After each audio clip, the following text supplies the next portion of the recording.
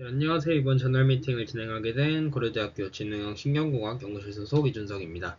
저는 오늘 지난 발표에 이어서 인어디어블, 즉 비가청 소리에 관한 연구 두 편을 소개해드리고자 하며 지난 발표를 진행하여 이 비가청 소리로 바이너리 비트를 만들면 어떨까라는 생각을 했었는데 이렇게 진행한 연구가 있어서 조금 좀 낮은 랭크의 저널 논문이지만 발표를 진행하게 되었습니다. 첫 번째 논문은 Effect of Binaural Beats in the Inaudible Band on EEG라는 제목의 논문으로 국내 연구진이 진행한 논문입니다. 참고로 이 다음에 발표할 논문 역시 동일한 연구팀에서 발표할 논문으로 해당 연구팀은 이 건국대학교 의공학과 소속으로 확인되었습니다. 본 논문의 저널은 메디슨으로 임팩트 팩터는 1.3, 메디슨 제너럴 인터널 분야에서 Q2에 랭크되어 있는 좀 상대적으로 낮은 임팩트의 저널 논문입니다. 먼저 인트로에 대해 말씀드리겠습니다. 바이너럴 비트는 청각 자극의 주파수 차이를 기반으로 뇌파를 제어하는 비트로 이 주파수 차이를 기반으로 뇌파를 유도할 수 있다고 알려져 있다고 언급하며 다양한 선행연구 예시를 언급하고 있습니다. 다음 문단에서는 앞서 언급한 다양한 바이너럴 비트가 가청 주파수 범위 내에 있다고 언급하며 바이너럴 비트에 의한 영향이 여러 청각적 지각에 영향을 받을 수 있기에 소리의 영향을 배제하고 바이너럴 비트에 의한 뇌파 유도 효과를 증명할 필요가 있다고 언급하고 있습니다. 저자들은 비가청 주파수 대역의 통상적인 스레시홀드인 18kHz, 즉 18,000Hz를 기준으로 왼쪽과 오른쪽에 10Hz의 차이를 주는 것이 효과적일 것이라는 가설을 세우고 연구를 진행하였습니다. 다음 문단에서는 이전 연구에 따르면 사람의 가청 주파수 범위는 일반적으로 20에서 2만 Hz, 즉 20kHz로 제한되며 특히 연구 대상 그룹인 20대의 경우에는 17kHz, 즉 17,000Hz로 제한된다고 합니다. 또한 일부 연구에서 고주파로 자극할 경우 청력 손실과 같은 부작용이 발생할 수 있다고 언급하며 본 연구에서는 가청이 임계값보다는 높지만 좀 들리지 않는 대역인 18kHz를 사용하였다고 언급하고 있습니다. 따라서 메소드에 대해 말씀드리겠습니다. 본 연구에서는 남성 11명, 여성 7명이 실험에 참여하였습니다. 청각 자극의 경우 앞서 인트로에서 언급드렸듯이 왼쪽에 18,000Hz, 오른쪽에 18,010Hz를 제시하여 궁극적으로 비가청 대역의 소리를 제시하였고 10Hz의 타겟 주파수를 설정하였습니다. 참고로 비가청 주파수 소리를 사용하였으나 이 차이가 10Hz니까 좀 들릴 수도 있지 않을까 라는 생각이 드실 수 있는데 귀의 구조상 이 들리는 것은 불가능하고 실제 제가 이제 그 바이너럴 비트를 제작하여 들어봤을 때도 동일한 비트로 제작하여 들어봤을 때도 물론 이어폰마다 출력 가능한 주파수 범위가 제한되어 있으나 통상적으로 이 2만 Hz까지는 이어폰이 이제 좀 제시를 한다고 하여서 18,000kHz로 제작을 하였을 때 들리지 않는 것을 확인하였습니다. 또 아쉽게도 본 논문에서는 이 G 회사의 Q라는 제품을 사용하였다고 언급하였는데 이 이어폰에 대한 자세한 설명이 없어서 실제 해당 주파수 대역이 송출되었는지는 확인하기 어렵습니다. 다만 방금 말씀드렸듯이 통상적으로 이어폰이 약간 2만Hz까지는 좀 출력이 가능하다고 좀 여러 기사들에서 얘기를 하고 있어서 아마 송출은 제대로 되었던 것으로 파악됩니다. 실험의 경우에는 정말 단순하게 5분 동안 휴식을 취하고 5분 동안 바이너럴 비트를 듣는 방식으로 진행하였습니다.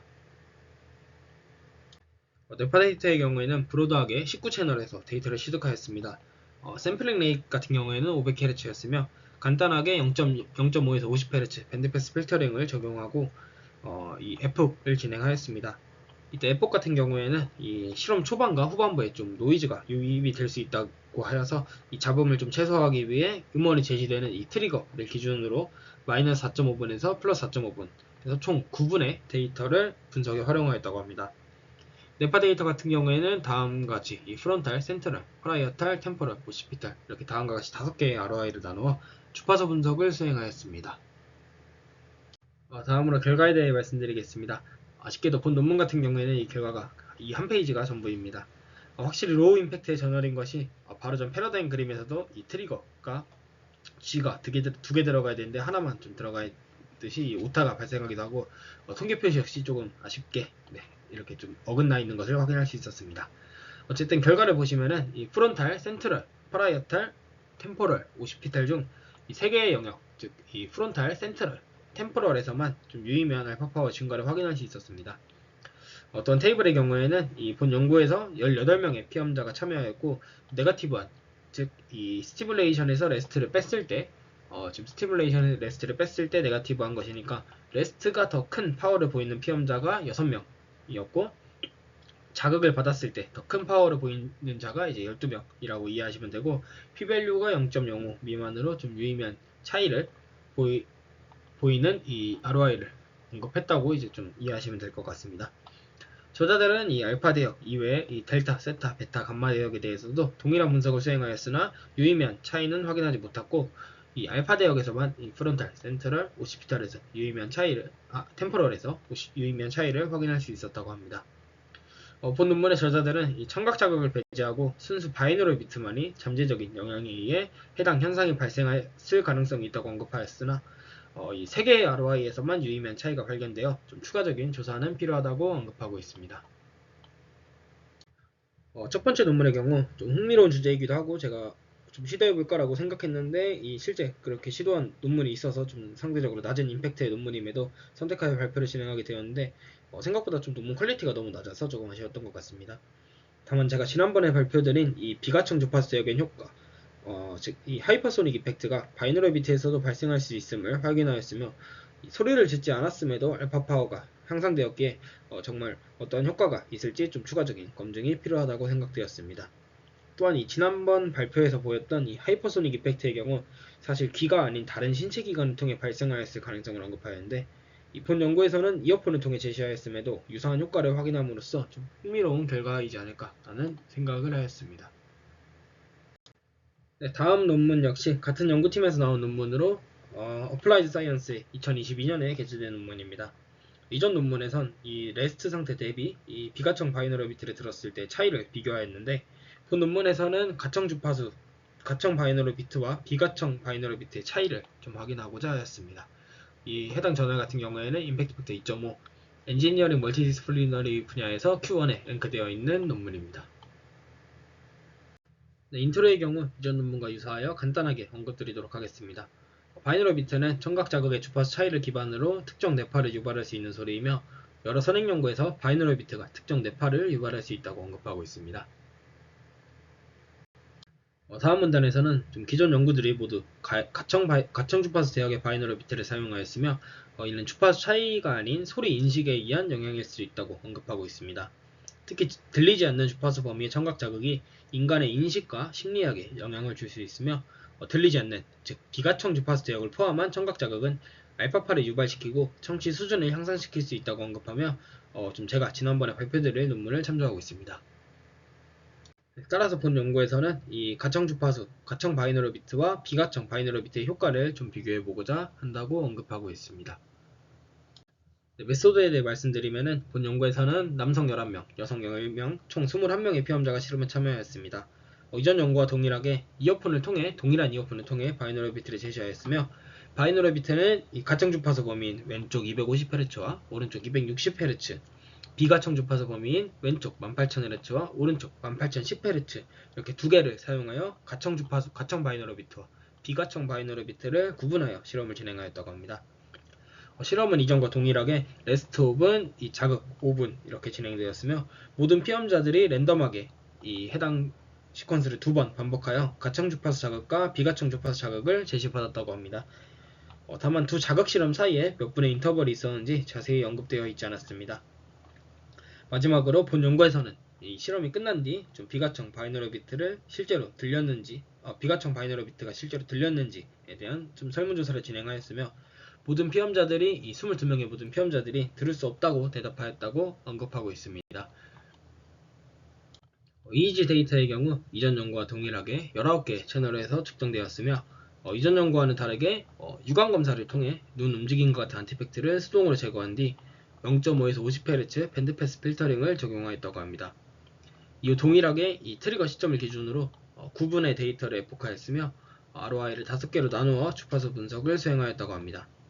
또 마지막으로 이전 분석에서는 이전 논문에서는 단순하게 그 알파 주파수 파워를 사용했는데 본 연구에서는 이 피험자 간의 베리언스를 좀 줄이기 위해서 릴레이티브 파워, 즉 이 알파 파워를 총 주파수 대역의 파워로 나누어 계산을 진행하는 이 릴레이티브 알파 파워를 사용하였다고 합니다. 따라서 결과에 대해 말씀드리겠습니다. 먼저 왼쪽 테이블 같은 경우에는 이 ROI 별로 그 릴레이티브 파워의 페이지, 스테이트별 이 아노바 분석 결과입니다. 여기서 페이지 같은 경우에는 레스트와 스티뮬레이션, 즉 이 휴식 상태와 자극 제시 상태 간의 이제 통계 비교를 한 것이고, 스테이트 같은 경우에는 가청과 비가청을 의미합니다. 결과를 보시면은 이 페이지의 경우 모든 대역에서 유의미한 차이를 확인할 수 있었고, 페이지와 스테이트를 함께 보았을 때 이 프론탈과 센트럴에서만 좀 유의미한 차이를 확인할 수 있었습니다. 사실 해당 결과의 경우 페이지에서는 스테이트가 고려되지 않았고, 스테이트에서는 페이지가 고려되지 않았기에 모두 고려된 페이지와 스테이트를 함께 본 결과에서 유의미한 차이를 보였던 프론탈과 센트럴을 집중하여 분석하였고, 해당 결과를 오른쪽에 테이블로 언급하였습니다. 프론탈과 센트럴로 나누었을 때 각각 T테스트를 통해서 통계 비교를 수행하였다고 하며, 이 프론탈에서는 가청주파수 대역, 이 가청주파수 대역에서만 좀 유의미한 차이가 발견되었고, 가청주파수 대역에서 레스트와 스티뮬레이션 사이에 유의미한 차이가 발견되었고, 센트럴에서는 가청주파수 대역과 비가청주파수 대역에서 모두 이 레스트와 스티뮬레이션 사이에 유의미한 알파 파워의 차이를 확인할 수 있었습니다. 두 대역 모두 스테이트, 즉 이 가청주파수와 비가청주파수 대역 사이에는 유의미한 차이는 없었습니다. 해당 결과를 정성적으로 표현한 결과인데, 프론탈의 경우에는 가청에서만 유의미한 향상을 보였고, 센트럴의 경우에는 이 가청과 비가청 모두 유의미한 차이를 보였는데, 특히 가청에서는 이제 더 유의미한 향상을 보였다고 언급하고 있습니다. 본 연구에서는 가청주파수와 비가청주파수 대역의 바이너럴 비트가 알파파 유도에 미치는 영향을 조사하였습니다. 두 음원은 프론탈, 센트럴에서 유의미한 향상을 보였으며, 특히 비가청은 센트럴에서만 유의미한 향상을 유도하였습니다. 본 논문의 저자들은 해당 결과를 통해 비가청 주파수 대역의 바이너럴 비트도 알파파를 유도할 수 있는 가능성을 확인하였으며, 소리에 영향이 없는 순수한 바이너럴 비트의 효과를 검증하였다고 합니다. 이전 연구에 따르면 캐리어 프리퀀시, 즉 이 왼쪽에 250, 오른쪽에 260을 제시할 수도 있고, 왼쪽에 400, 오른쪽에 410, 혹은 왼쪽에 1000, 오른쪽에 1010 이런 식으로 다양한 파라미터를 기반으로 음원을 제작할 수 있는데, 이 낮은 캐리어 프리퀀시가 더 큰 효과를 유발할 수 있다고 합니다. 이러한 영향으로 인해 가청주파수 대역에서 더 큰 효과가 발생하였을 가능성이 있고, 또한 순수한 바이너럴 비트가 아닌 소리가 함께 제시된 바이너럴 비트이기에 소리에 대한 영향이 있었을 수도 있다고 언급하고 있습니다. 사실 두 논문 모두 아쉬운 점이 좀 많았던 것 같습니다. 해당 분야에 관심이 있어서 많은 논문들을 조사하였으나, 이 비가청 주파수 대역의 바이너럴 비트를 유일하게 시도한 연구팀이어서 해당 논문들을 좀 선정하게 되었으나, 이 연구를 시도하긴 했지만 좀 퀄리티가 상대적으로 그렇게 좋지는 못했던 것 같습니다. 이 관련 연구를 진행하기 위해서는 가장 먼저 비가청 주파수 대역을 온전히 제시할 수 있는 좀 고성능의 스피커 혹은 이어폰이 필요하겠다는 생각이 들었고, EEG 데이터나 뭐 좀 심전도 같은 데이터를 함께 측정을 하여서 좀 보다 다양한 분석이 시도되면 좋을 것 같다는 생각이 들었습니다. 또 마지막으로 음원의 청취 시간도 조금 길게, 이전 연구에서도 한 200초 이상의 이제 좀 자극이 제시되었을 때 좀 유의미한 향상이 일어났다고 하기 때문에 진짜 한 10분 정도로 좀 길게 자극을 제시하면 더 큰 효과를 발생할 수 있지 않았을까라는 생각이 들었고요.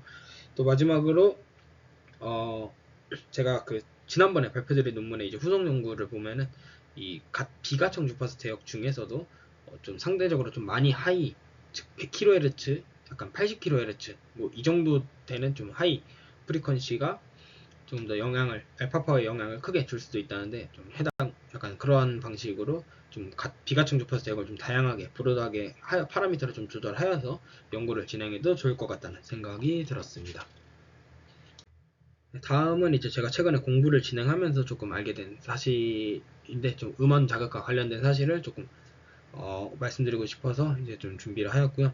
최근 뉴로모듈레이션 관련된 연구가 다양하게 시도되고 있고, 기본적으로 저희 연구실에서 진행하고 있는데, 이 전기 자극을 뇌에 인가함으로써 뉴런의 활동을 모듈레이션 시키는 뭐 TACS 같은 자극을 사용하여 뉴런을 모듈레이션 시키는 좀 연구들이 많이 진행되고 있습니다.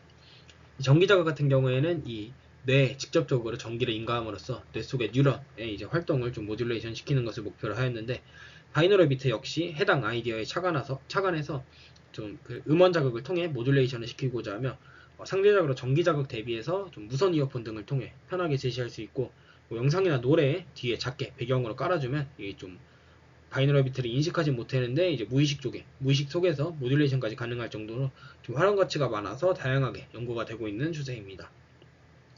다만 최근 공부를 진행하면서 청각 자극은 이 달팽이관을 통해 뇌 청각 피질로 전달되며, 달팽이관은 이 뉴런이 아닌 오른쪽 그림과 같이 생겼으며 이 안에 림프액이 가득 차 있게 됩니다. 청각 자극이 귀에 제시되면은 이 림프액이 진동하면서 이렇게 좀 벽에 이렇게 왔다 갔다 하면서 벽에 부딪히게 되고, 이 부딪힌 위치에 상응하는 주파수 대역의 소리를 인식하게 됩니다. 즉, 이 상대적 초반에 좀 높은 그 주파수 대역을 이제 초반에서 듣고 이제 좀 로우 프리퀀시일수록 좀 길게 가는, 이런 파동이 좀 길게 가서 이제 좀 주파수 소리를 인식하게 되는데, 전기 자극과는 아무래도 좀 기전이 다르기 때문에 전기 자극과 동일한 모듈레이션은 어려울 것이라 생각되며, 사실 이 바이너럴 비트 자체가 왼쪽과 오른쪽 귀의 주파수 차이, 즉 이 인벨롭을 활용하는 활용하여 이제 좀 모듈레이션을 진행하고자 하는 연구인데, 이 해당 그 달팽이관 같은 경우는 왼쪽과 오른쪽이 각각 하나씩 배치되어 있어서 이 두 약간 기전의 차이이기 때문에 사실 실제 사람이 인식하는 약간 그런 거와는 조금 다른, 결이 다른 좀 느낌이기 때문에 아무래도 이 좀 동일한 모듈레이션은 효과를 보기는 좀 어려울 것이라 생각되며, 이전 발표에서 말씀드렸듯이 오히려 비가청 주파수 소리를 사용하여 귀 외에 좀 다른 신체 피부와 같은 다른 감각기관을 활용하는 것이 좋을 것 같다는 생각이 들었습니다. 또한 본 연구와 같이 비가청 주파수 대역의 바이너럴 비트를 고성능 스피커를 통해 제시하면 또 다른 효과가 발생하지 않을까라는 생각이 되며, 좀 골전도와 같이 귀가 아닌 피부를 통해 진동이 전달되면 뭐 약간 머리에 피부를 통해 전달이 되면서 좀 다른 모듈레이션 효과가 발생할 수 있지 않을까, 이렇게 진동이 전달되면서 좀 다른 모듈레이션 효과가 발생할 수 있지 않을까라는 생각이 들었습니다. 네, 이상으로 발표 마치겠습니다. 감사합니다.